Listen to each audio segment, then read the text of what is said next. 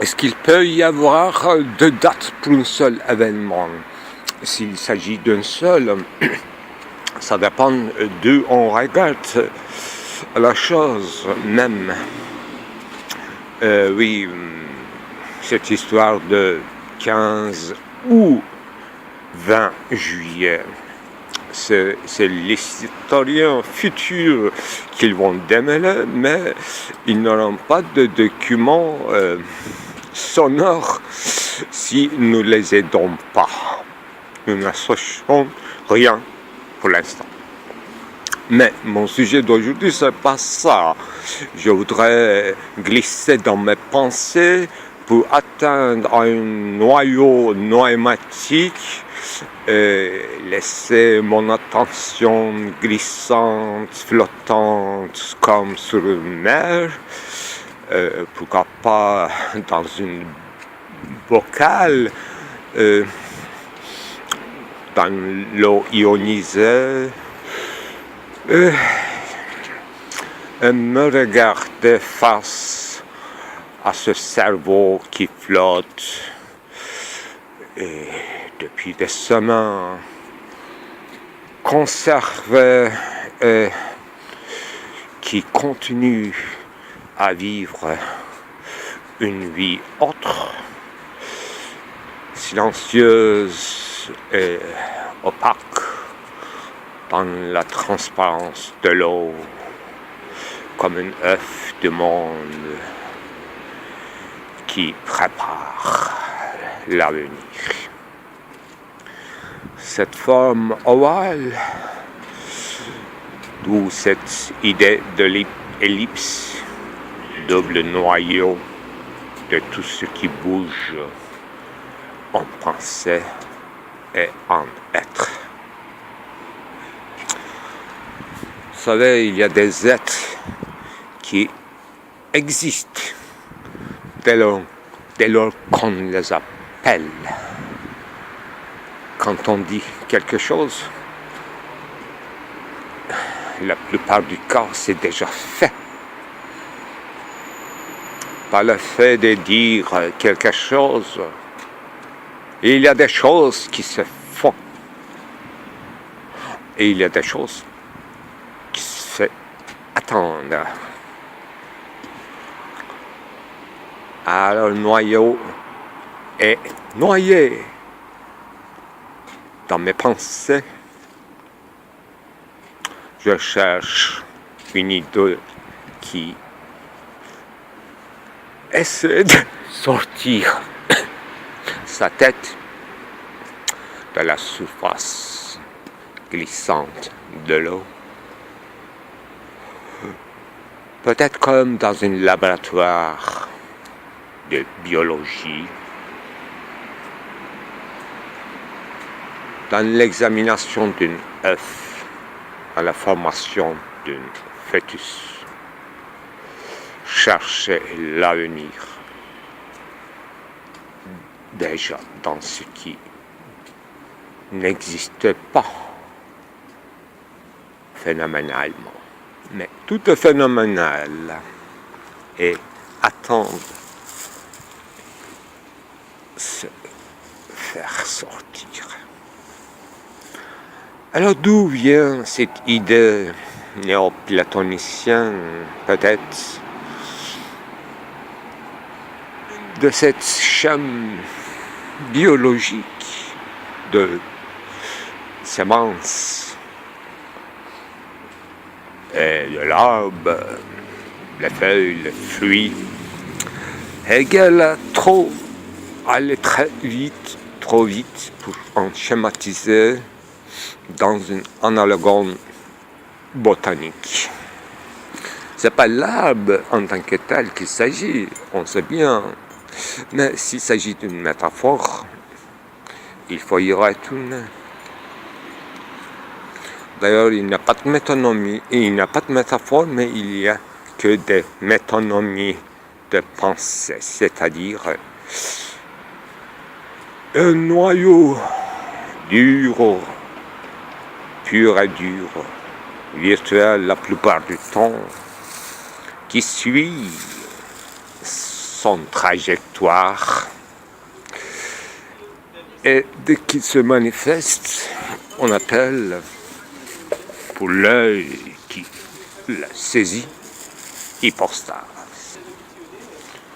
Il ne s'agit pas hypostase des archontes cette fois-ci, mais hypostase que nous sommes, en tout cas, ce que j'appelle l'épocalypse, ou simplement l'époque, c'est-à-dire ce qui est mis en parenthèse. C'est tout simplement notre vie. Chacun de nous est une hypostase dans cette idée. Chacun de nous naît dans une époque, au sens faible du terme, et qui va mourir dans une fin d'époque, au sens faible du terme. Mais au sens fort, l'épocalité, c'est toute chose qui existe, épocale. Mais ce qui veut dire existant, mise en parenthèse, comme épocalité, donc une étendue ou une succession de moments qui s'étendent, c'est pas l'infini, c'est du fini. Mettre en parenthèse, c'est une esquisse d'une finitude. Donc, une idée très moderne. L'anciennement, on dirait corporate, la chair. C'est plus compliqué, mais aujourd'hui, avec les amis, je disais qu'en fait, l'histoire ou la philosophie, ce ne sont pas des choses abstraites, mais ça passe par mon sang, ça circule mes veines, et il faut appeler ça vie, bien sûr. Dire vie à vie, c'est accepter qu'il s'agit d'une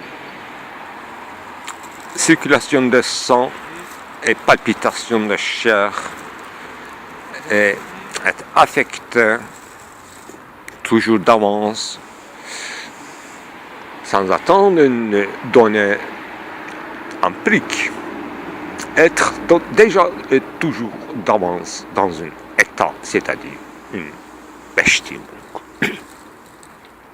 dans une autre lexique, dans une position. Être positionné comme être déterminé, bestimmt, et là, avoir une forme d'une cône, une forme géométrique, bergsonienne, n'est-ce pas? Avoir et être le fond d'une conie, une forme conique, cône, et être toujours dans l'attouchement de l'instant. L'attouchement de l'instant, c'est le sommet d'une forme conique. Cet attouchement, la plupart du temps, c'est l'état de léthargie. On peut imaginer ça comme une tête de crayon usée, une repli de sur soi. En fait, les gens que j'observe dans la vie quotidienne, dans le repos, le plus souvent les serveurs et des serveuses de café, ou des gens dans le loisir, dans la vie des affaires, et dans le repos. Donc, comme ils se reposent, alors ils sont silencieux. C'est un début de pensée. J'aime bien cet état. Mais ils sont repliés sur soi et noyés dans ses pensées. Quand on pense la crise économique, etc., là, souvent, le contenu de pensée devrait être des soucis de la vie quotidienne, mais parfois ils n'ont pas une idée précise concernant un état des choses de l'actualité, mais ils sont vraiment fondus, bien que fondus, non, ils ne sont pas peut-être descendus. Ça aussi, ça demande un effort, une excitation extérieure parfois, ou excitation littéraire, c'est-à-dire au sens de une autre processus de atteindre les processus noétiques, je dirais, mais une sorte d'état de léthargie, disons, dans leur repos. Bien qu'ils sont bien dans l'instant, ils peuvent à tout instant être bousculés par une excitation extérieure. Ils veulent, comme moi, rester dans cet état d'une sorte de retour à soi, d'une certaine condensation diffuse, je dirais, parce qu'ils ne pensent pas à quelque chose, c'est ça qui est important. Si on pense à quelque chose, on est cette fois-ci dans le point pointu de la forme conique et on est envahi par le présent. Mais quel présent? Au sens du maintenant, n'est-ce pas, qu'on imagine comme point maintenant. Mais si c'est diffuse, une concentration diffuse, ça devrait être de notre ordre. Peut-être un effort de descendre au fond de la forme conique, c'est-à-dire nos souvenirs le plus reculés, et parfois refoulés, parfois ou simplement oubliés, simplement inusités, simplement dépassés et dévolus. Mais qu'est-ce qu'il fait là entre ces choses dévolues? Alors, il se promène dans son préhistoire, dans ce qu'on appelle pré-réflexivité, peut-être dans la phénoménologie sartrienne, dans cette pré-réflexivité qui est de fond en comble réflexif, peut-être que réflexion, c'est quelque chose de l'ordre de l'entendement, et ce qu'on appelle pré-réflexif, c'est avant l'entendement et avant les catégories, c'est-à-dire que sans catégoriser quelque chose, sans thématiser quelque chose, sans prendre comme exemple, c'est la plus mauvaise manière de penser, c'est enchaîner des phrases, non pas de manière métonnomique, ça aussi c'est un procédé métonnomique peut-être, mais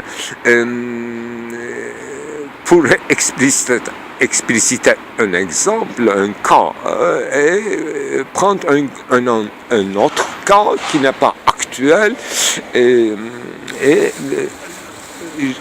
n'arrive jamais à aller jusqu'au bout d'atteindre la chose même, c'est-à-dire ce de quoi on parle, c'est-à-dire le noisisme. C'est loin de là. Noisisme. Rester dans la surface et dans un état d'hébétude. Parler pour rien dire, etc. Mais alors dans l'état de léthargie, on ne parle pas. Quand on demande quelque chose, on répond, on se réveille. Alors, la plupart du temps, quand je pense et je parle, quand je parle en pensant, et quand je pense seulement en parlant, alors je suis très souvent éveillé par l'actualité qui est d'emblée dérangeant au sens neutre du terme. C'est pas obligatoire qu'il se passe quelque chose de mauvais, un simple excitant extérieur suffit de me déranger parce que je suis dans l'état de condensation diffuse. Moi, si je vais faire une analogie, on parlait hier des circuits électroniques. Là, il y a des condensateurs, n'est-ce pas, entre ces circuits. Il y a des circuits d'intègre. Il y a des tubes de cathode, il y a des petites résistances, il y a sûrement des retardeurs, il y a le plus important des relais que j'ai imaginé que le concept de relais hegelien a fait bon que dans sa traduction française, il peut y avoir plusieurs traductions, n'est-ce pas? Relais me rappelle toujours relais des circuits électroniques, et je dirais d'antan, parce qu'aujourd'hui, on ne parle pas peut-être avec le même lexique dans l'électronique, c'est-à-dire, est-ce qu'on parle encore de gate, la porte 1, la porte 2, la porte 3, ou bien c'est dépassé. Mais forcément, c'était une logique de parler des portes, parler des alternatives, des alternations des fréquences, porte 1, porte 2, porte 3, connexion sérielle, connexion en parallèle, etc. Je suis pas un peut-être très bon logicien pendant mon enfance, mais j'étais très bon électricien. Et puis, je suis devenu, à un moment donné, de ma puberté, un curieux de l'électronique, et non pas au sens métaphysique du terme, et non pas au sens d'observation extérieure, mais en pratique. Je pratiquais l'invention, l'art d'invention en ce qu'on appelle électronique. Pourquoi pas dire au sens de électron. Pourquoi on en dit électronique? On aurait pu dire électropique, tropique, pour rester le plus fidèle au grec. Parce qu'il s'agit de tropes. Les circuits, circulation, circumnavigation, d'une manière réglée. Je ne crois pas qu'il y ait des choses aléatoires. Ce n'est pas voulu par la science technique, les choses aléatoires. Les choses aléatoires dans l'électronique ou dans l'électropique, je dirais, ça devrait être des choses de busillage, parasitage, des effets non voulus, parfois non attendus, parfois prévus et contrôlés par les autres gates, par les autres résistances, par les autres condensateurs, etc. Je peux parler longuement de l'électronique ou électropique au sens métaphysique du terme, et qui est très proche à la logique, à la syntaxe, à la grammaire et au lexique. Tout ce qui est de langage existe bien dans l'électropique. Oui, il y a des grands romans qui s'appellent, n'est-ce pas, Tropique. Il y a un grand essai anthropologique de Lévi-Strauss qui s'appelle Triste Tropique. Oui, triste, c'est une histoire triste, tropique. Donc, tropique, c'est aussi climatique, aussi astronomique, aussi géographique, et aussi culturel ou anthropologico-culturel. Et il s'agit de la tristesse. Pourquoi tristesse? Parce que ça dépasse, ça passe, ça revient, ça change. Et les hypostases, c'est-à-dire un moment d'actualisation momentanée, ne reste pas, ça succède, ça change, ça fait une graphie, ça fait une graphine, il y a une écriture indéchiffrable, des moments de désactualisation, des articulations de voyelles, de consonnes, et à la fin, ça se tait, ça s'arrête. Machine, bousillé, circuit, cassé. Donc, il s'agit de finitude. Toute hypostase, actualisation, soit sous forme d'une condensation diffuse ou réglée, donc canalisée vers un but, par exemple, une voix artificielle, comme chaque voix artificielle, la voix humaine, le chant de rossignol, c'est indécidable. Si un chant de rossignol, c'est-à-dire une série de mouvements à la fois corporels, à la fois des ailes et de bec, si c'est naturel ou c'est une conséquence d'une toute une opération charnelle, corporelle, sanguine, circulation encore. C'est ça que je voulais dire en fait. Il faut penser fusil dans ces termes de la physique moderne, ne serait-ce que dans ses branches électropiques. Électrotropique. La chair est en question. Et l'épocalité, c'est-à-dire une durée de vie, un espoir de vie, et la mortalité, c'est-à-dire, dans ce contexte, finitude. Et c'est le fini qui fait sens. Dans l'infini,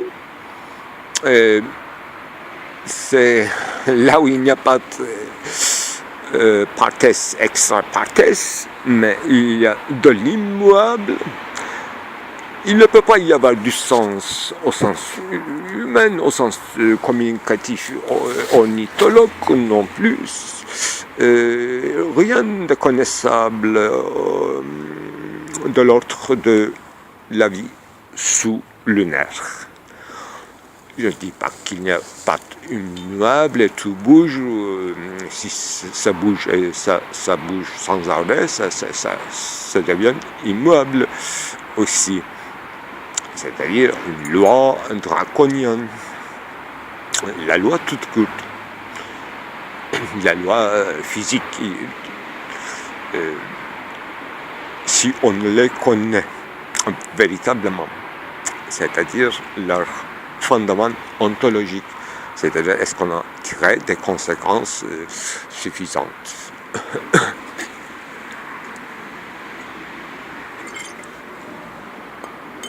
Bon, j'avais envie d'intituler mon discours dans ce parloir du soir, époque, au sens de mettre en parenthèse, suspendre, c'est-à-dire prendre comme exemple une entité. Et donc, arrêter dans son moment de devenir et dire, conceptualiser, entendre, catégoriser, thématiser et en faire le sujet ou la signaler en passant et l'atteindre, etc. Je disais qu'il y a des choses qui existent en parlant. Alors, ce sont des choses de l'ordre de l'idée. Si les idées sont au-delà de leur promulgation, au-delà de leur énonciation au-delà de leur thématisation.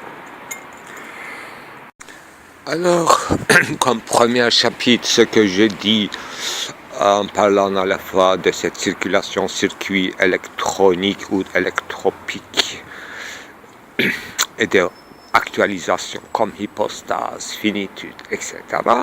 C'était une manière de trouver des lignes virtuelles et effectives entre l'animalité qui est en nous, dans général commune à tout vivant, et la technicité. Ça, c'est une manière, à mon avis, très raffinée de parler de les deux en même temps. Mais la question n'est pas là. Notre ontologie est très solide, c'est-à-dire très large, comme espérait peut-être un certain Denis Diderot, n'est-ce pas? Grand matérialiste du 18e. La question est que dans cette finitude, dans ces circuits qui sont parfois brûlés, nous nous trompons. Et solennellement, nous crions aux victoires, à une hypostase, et nous oublions la négativité. Il ne s'agit pas de simplification électronique, c'est-à-dire une algèbre de boules qui dit seulement oui ou non, être, non-être. Il ne s'agit pas d'algèbre de boules, mais de Parménides. Il ne s'agit pas de ce genre de tromperie, mais des effets de tromperie qui ne sont pas de tromperie, ce sont des hypostases encore, ce sont des réactions à des effets incorporels. Et ce sont des prises de position pour que la chose réalise, existe.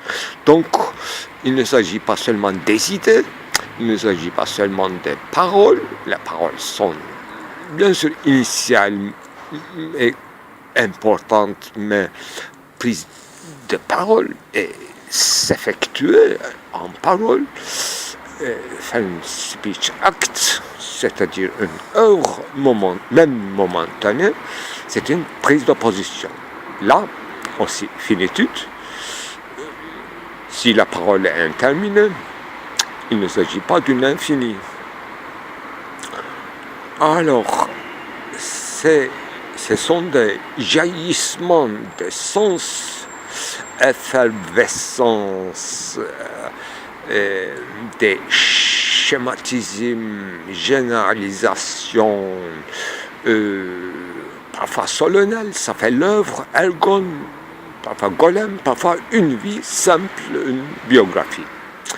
Mais comme tout peut se tromper, une biographie, une vie, un homme, une idéologie, coupé de son devenir initial,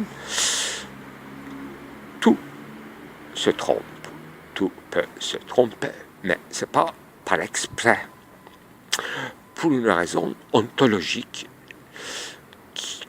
par une ordre, je dirais, par une injonction ontologique qui dit que existe, point d'exclamation. Existe, bien que, comme tu es là, existe. Tu ne peux pas exister de rien. C'est parce que tu existes encore. Existe, c'est-à-dire s'extasie, sort de chez toi, expresse toi, prendre position, réalise quelque chose, crée toute la métonymie des sens, et soit, tout simplement, soit, parce que tu es. Parce que tu es soit, c'est-à-dire élargi comme hypostase. Bien, c'est pour ça que j'ai dit extase, même enthousiasme et l'œuvre pourquoi pas littéraire, artistique, et pourquoi pas simplement une biographie, un bon père de famille, etc. Tous les cas peuvent entrer là-dedans, mais ce qui nous intéressera peut-être dans le deuxième, troisième chapitre, c'est prise de position politique, donc dans la cité, donc dans une intersubjectivité, donc dans une histoire chargée de sens et de usure. Donc c'est difficile de voir en clair dans ce qui touche les choses religieuses, les modes de civilisation, les mœurs. On a traité assez, mais on n'a pas peut-être parlé de tromperie au sens politique du terme, tout en étant une hypostase, pleine actualisation, prise de position. Pourquoi, avec une injonction de soi, pourquoi, qui est dans cette injonction, d'abord, et pourquoi on nous permet d'être trompés. C'est la règle du jeu, de la manifestation, et ce que j'appelle l'hypostase.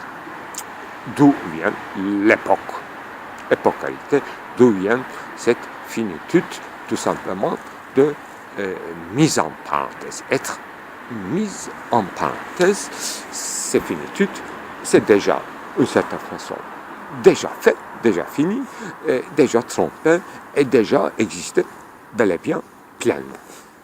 Voilà, deuxième chapitre, c'était cet avertissement sur la négativité de la finitude, et finitude comme négativité. Alors, plutôt, oui, ce soit un chapitre pédagogique, ou bien sous l'apparence de la pédagogie, ce soit une confession, ou ce soit sous l'apparence d'une confession, ce soit un chapitre pédagogique. Donc, une confession à la service de la pédagogie.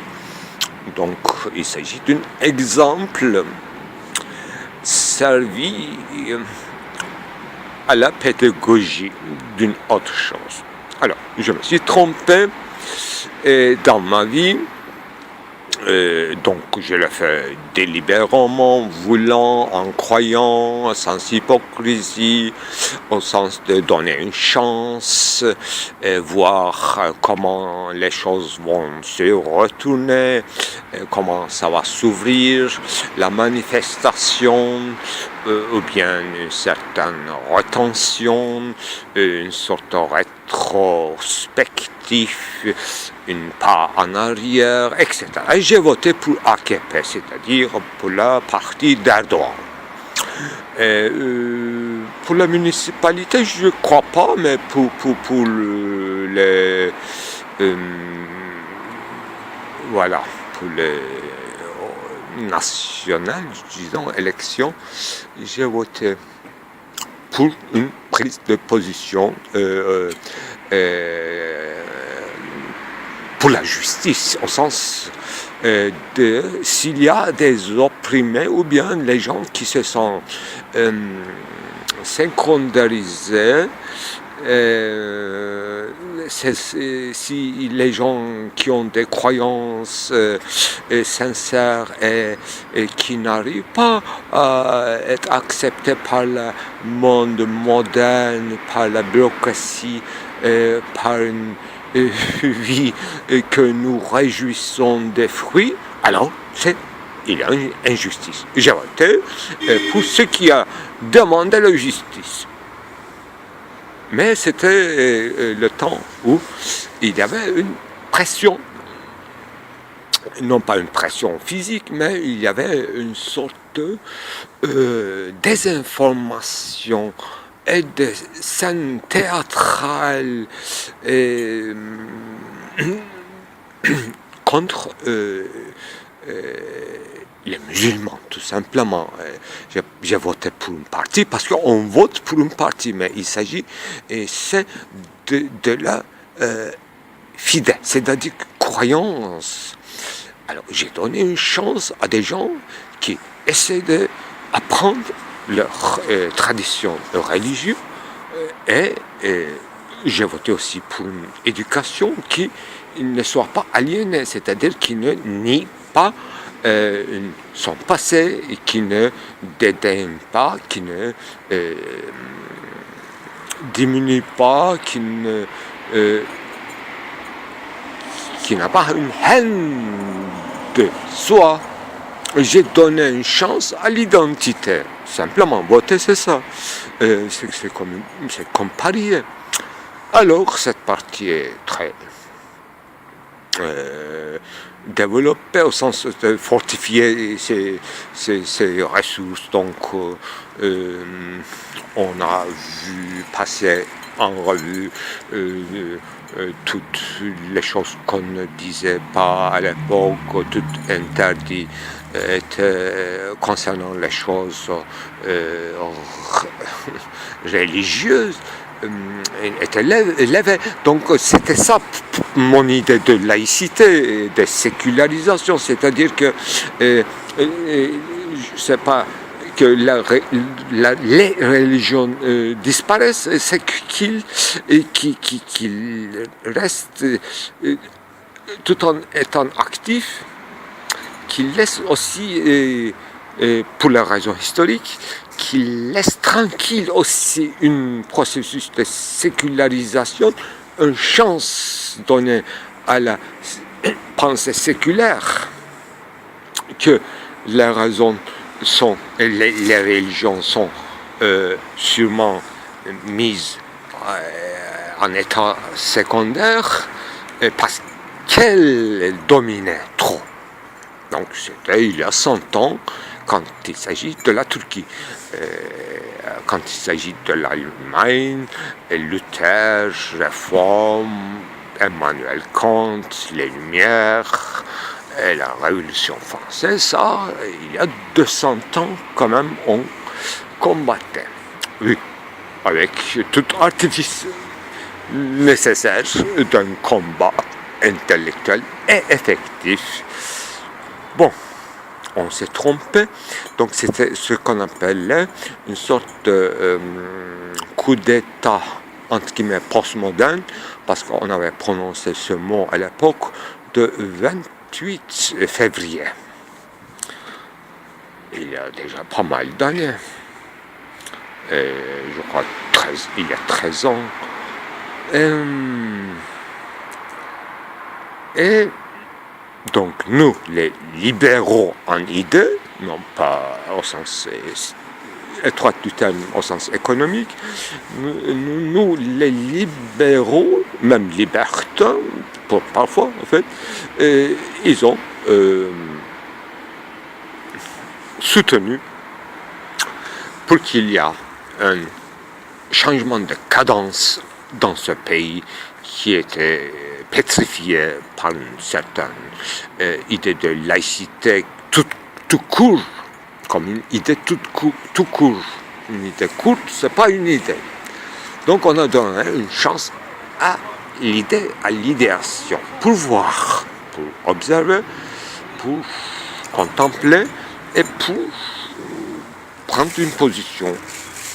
Donc il y a eu plein de publications, mais c'était en même temps un processus d'entrée de l'Europe, donc une démocratisation, les droits de l'homme, qui impliquait aussi les droits de croyance. Mais notre agenda, c'est-à-dire programme, c'était aussi liberté pour les marginaux, etc.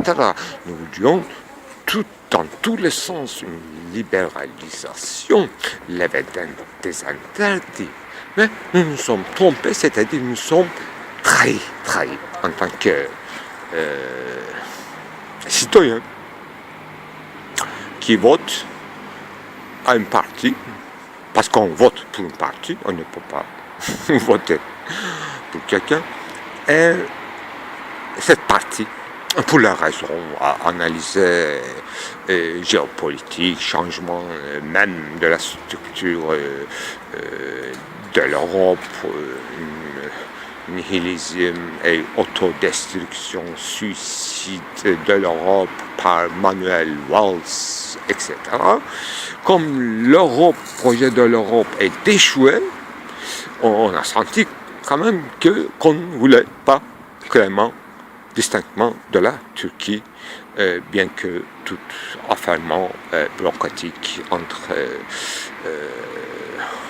Bruxelles, Strasbourg et Ankara, on a compris, on nous a fait comprendre clairement par Manuel Valls et comme ces gens comme lui, que la Turquie, il faut que quelqu'un dise à la Turquie qu'elle ne rêve pas trop quand même, qu'elle trouve son chemin ailleurs, qu'elle regarde un peu à son propre histoire et qu'elle voit qu'il n'y a aucune affinité, même il y a une allergie, je dirais une métaphore biologique, même il y a une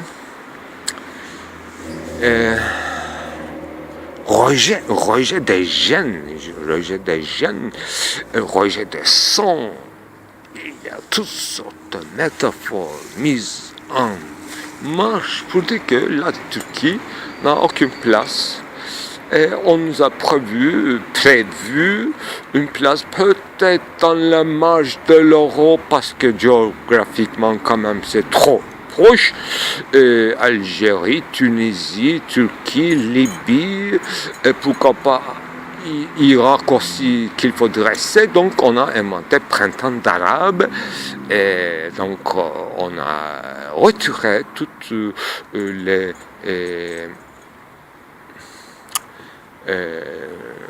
aide pour les dictateurs familiales ou séculaires, en tout cas non démocratiques, à tous ces États arabes d'abord. Et le printemps d'Arabe est d'échouer, c'est-à-dire en voie de... oui, c'est en voie de... c'est un processus. On a permis que les choses soient bougées. L'Europe, par une négativité très très désagréable, par une attitude, l'Europe aussi a donné une chance à l'histoire, très risquée. Très risquée. Donc tout a commencé là, et Syrie aussi est entrée en guerre, etc. C'est-à-dire que la guerre était venue à la porte. Et on a voulu, la Turquie, et cette partie d'Erdogan, et lui-même en sa personne, a provoqué une guerre en Syrie, avec ses paroles provocatrices.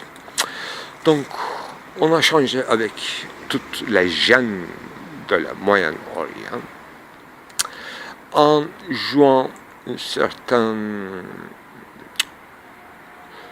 souverain pontife de tous les sunnites du monde, donc de la majorité du monde arabe. Alors, en jouant ou en faisant jouer sur la carte de Palestine, plus précisément sur Cisjordanie, et tout est apparemment renversé. Parce que tout d'un coup, on a perdu les préceptes du droit. Et on a, comme d'un jour au lendemain, on est devenu, mais comme un régime que nous détestions, le régime d'Assad, on a commencé à partager le même destin que Assad. On est devenu autarque, monarque totalitaire, en tout cas, ou autocratique, comme disaient tous les journaux. Voilà, notre génération, encore une fois, était en piège de la dialectique qui est en marche, c'est-à-dire l'histoire, c'est-à-dire Geist.